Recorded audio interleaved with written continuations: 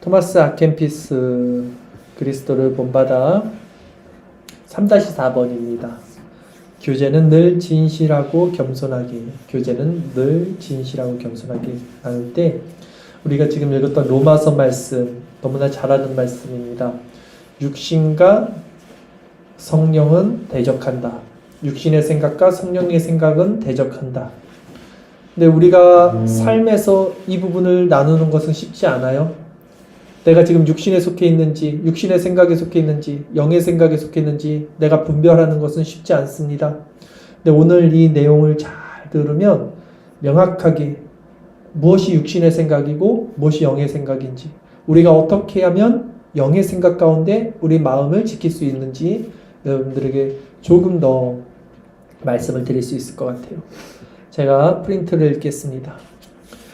예수님은 철면피와 호기심, 자만이 가져오는 위험을 경고하십니다.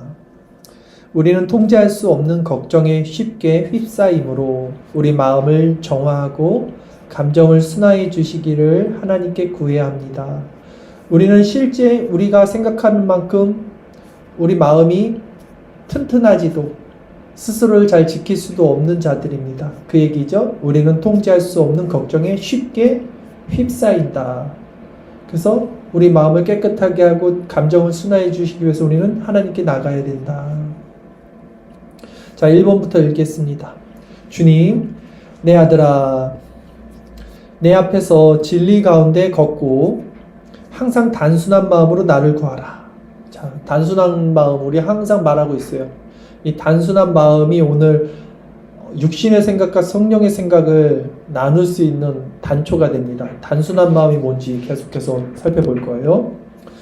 내 앞에서 진리 가운데 걷는 사람은 악의 공격으로부터 보호를 받을 것이며 진리가 그를 유혹하는 자와 사악한 자의 비방으로부터 자유롭게 할 것이다. 누가 보호를 받고 누가 자유하냐면 단순한 자들, 단순한 마음으로 주님을 구하는 자들이 진리 가운데 걷게 되고 악의 공격으로부터 보호를 받는다. 그리고 유혹하는 자와 사악한 자의 비방으로부터 자유하다 있어요. 자, 우리 안에는요, 여러분, 근심과 걱정이 여러분 있습니까? 없습니까? 있다가도 없고 없다가도 있고 그러지 않아요? 저는 그래요. 주님을 바라볼 때는 세상 모든 근심이 한순간 사라지는 것 같고 마음의 평안이 있다가도 내가 또 세상을 바라보고 이러면 또 갑자기 세상의 근심이 나를 뒤덮으면 막 너무 힘든 거예요. 이 두 가지가 우리 안에 싸우고 있죠. 이게 바로 육신의 소욕과 성령의 소욕이에요. 우리가 이 성령의 소욕 가운데 거하는 데서 중요한 단초가 뭐라 그랬어요? 단순함이라 그랬죠. 그러니까 마음을 우리가 걱정 근심이 일어나는 이유가 우리가 다 알아요. 마음을 그리스도 안에 두지 못하기 때문이다. 이건 확실하죠. 그러니까 그리스도 안에 두는 게 뭐냐? 단순하게 생각하는 거거든요. 그러니까 우리는 단순하게 생각하지 못해서 사실은 세상 염려가 또 우리 안에 들어오는 거죠. 복잡해요, 우리가 생각이. 이것도 걱정, 저것도 걱정, 세상 염려 해보세요. 벌써 복잡해지죠. 그건 그리스도의 마음이 아닙니다. 우리는 어떻게 단순해야 되냐? 무조건 그냥 단순하면 감이 안 오시죠. 단순하다는 거는요, 성실해야 돼요. 자기가 맡겨진 일에 하루를 성실하게 사는 게 단순한 거예요. 그러니까 내일을 위해서 염려하는 건 복잡한 거고요. 오늘 주어진, 우리가 아까 나눴잖아요. 성공한 사람들은 해야 할 일을 하고요. 실패하는 사람들은 하고 싶은 일을 합니다. 그러니까 해야 할 일을 알고 해야 할 일을 하루치 해야 할 일을 성실하게 하는 거. 이게 단순한 거예요. 나머지는 어떻게 됩니까? 하나님의 주권에 넘겨야 돼요. 내일은 우리의 것이 아니잖아요. 성경이 그러죠. 나머지는 하나님의 주권에 넘겨야 돼요. 근데 우리가 하나님의 주권에 넘기려면 단순하게 살아야 된다니까요. 복잡하게 살면 하나님의 주권에 넘기질 못해요. 그럼 단순하게 사는 게 뭐라 그랬어요? 하루를 성실하게 사는 거라고요. 그러면 우리 마음이 지켜지고요. 우리가 그 단순한 가운데 내일을 염려하지 않고 하나님께 내일은 맡기고 나가는 것. 이것이 우리가 성령의 소욕 가운데 육체의 소욕을 대적하는 것과 연결이 됩니다.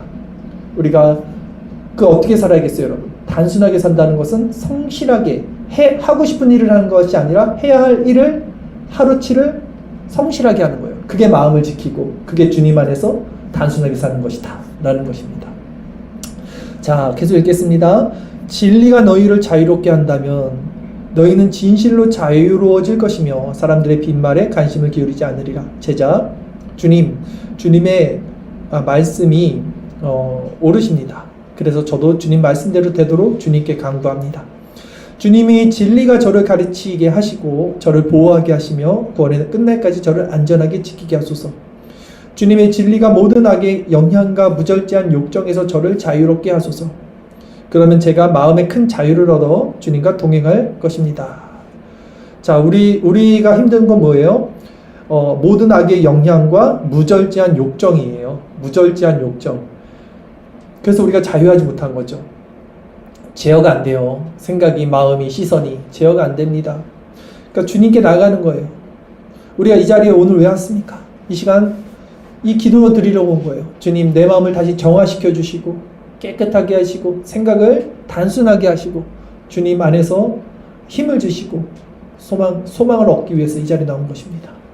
우리가 버려야 될 것이 바로 이 무절제한 욕정이다 라는 것이죠. 2번 읽겠습니다. 주님, 진리인 내가 무엇이 옳고 무엇이 내 눈에 기쁜 것인지 가르쳐 주리라. 슬픈 심정으로 너희들의 죄를 생각해 보라. 그리고 어떤 선행을 했다고 하여 너희가 중요한 사람이라고 생각하지 말라. 진실로 너희는 죄인이다. 너희는 온갖 욕정에 노출되어 있고 또 육정에 휩싸여 있다. 너희는 언제나 중요하지 않는 것을 향하여 움직이며 쉽게 넘어지고 순식간에 정복당하며 재빨리 혼돈에 빠지고 한순간에 흐트러지는 존재다. 이거예요. 우리 마음이 해야 할 일을 하지 않고 하고 싶은 일을 할 때 이 마음 상태가요, 중요하지 않은 것을 향하여 움직이는 거예요. 그게 해야 할 일을 하는 것은 중요한 일인데 내가 하고 싶은 것들, 육체의 정욕에 따라가는 것은 중요하지 않은 일을 향하여 움직이는 거예요. 그러니 쉽게 넘어지고 순식간에 정복당해요. 성령의 소욕이 순식간에 육신의 소욕에 정복당해요. 그래서 재빨리 혼돈에 빠집니다. 이제 마음에 평안이 없어요. 한순간에 흐트러집니다. 성실하게 살지 못했기 때문에, 해야 할 일을 하지 않았기 때문에, 내일을 걱정했기 때문에. 여러분, 제 말이 틀립니까? 다 우리가 지금 이 안에서 살고 있는 거예요. 저도 수없이 이 싸움을 해요. 지금 제 안에서 성령의 소욕과 육신의 소욕이 계속해서 내 마음에 번갈아 가면서.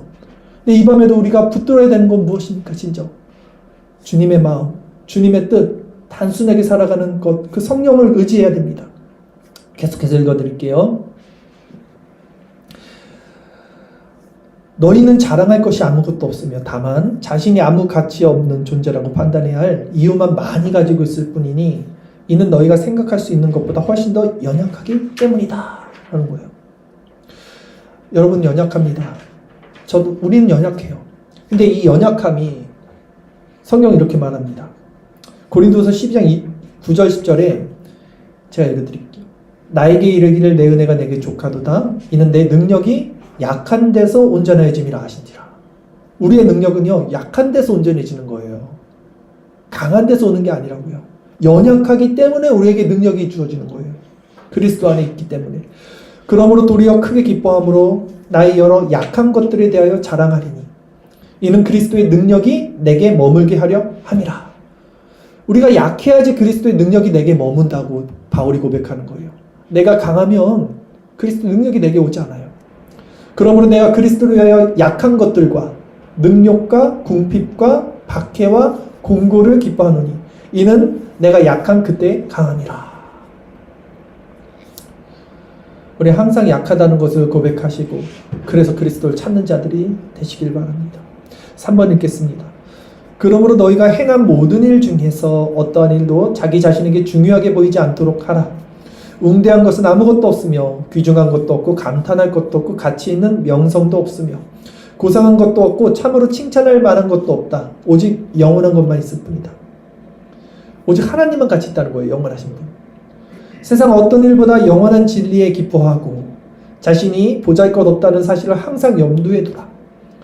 어떠한 것보다도 자신의 잘못과 죄를 더 두려워하고 자책하며 피하라. 너희 잘못과 죄는 다른 모든 것을 잃는 것보다 더 너희를 불쾌하게 할 것이다. 내 앞에서 진실되지 않게 행동하는 사람이 있다. 그들은 자신의 구원을 등한시하면서도 호기심과 교만을 부추김을 받아 나의 비밀을 알기를 바라고 나의 심오함을 이해하려고 한다. 개혁주의 하시는 분들 이런 분들 너무 많아요. 교회 안에서 호기심 있죠? 인간이 하나님을 찾아가는 거예요. 인간의 철학이나 논리를 가지고. 정말 싫습니다.